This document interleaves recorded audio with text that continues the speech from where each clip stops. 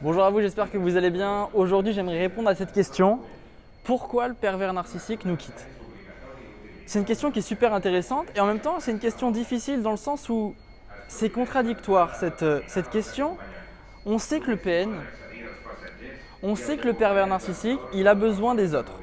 On le sait que si demain, il n'a plus personne, il en souffre complètement. Parce que le PN ne peut qu'exister si en face, il y a de l'attention pour lui. Le PN ne peut qu'exister uniquement si l'autre en face réagit. Et ça, c'est vraiment une des règles hyper importantes. Alors pourquoi il vous quitte? Alors qu'il a besoin de votre approvisionnement, il a besoin de votre énergie, il a besoin de votre empathie, etc. Pourquoi? Plusieurs raisons à ça très simples. Déjà, il faut vraiment comprendre que quand un PN quitte, ce n'est pas une décision qui est faite sur un coup de tête comme ça. C'est très calculé, c'est mûrement réfléchi. C'est peut-être le point commun de tous les pervers narcissiques parce que vous le savez, il existe plusieurs types de PN, du plus animal, c'est-à-dire qui réfléchit le moins, au plus réfléchi. Mais parmi tous ces PN, ils ont tous ce point commun de réfléchir sur là, quand ils quittent une personne, c'est pour une raison. Ils calculent ce truc-là. Alors, la raison, elle est simple, plusieurs raisons du moins.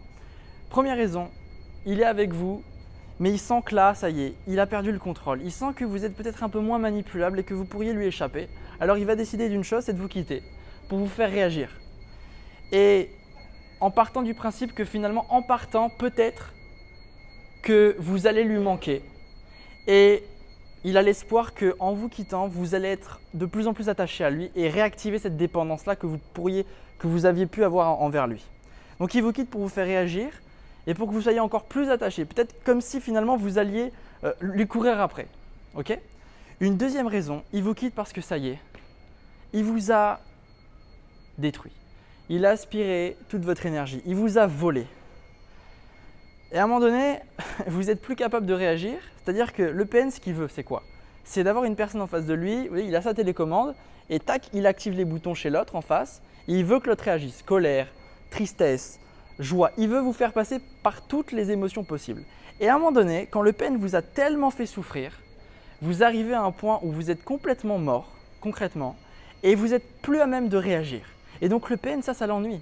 Donc il va chercher une deuxième victime, une nouvelle victime du moins, pour retrouver cette énergie dont il a tant besoin. Alors voilà ces deux raisons qui sont les plus importantes pour un pervers narcissique, pour qu'il prenne cette décision de vous quitter. Encore une fois, c'est jamais fait sur un coup de tête. Quand il vous quitte aussi, il faut bien comprendre que quitter pour un PN, ça n'a pas le même sens que pour nous.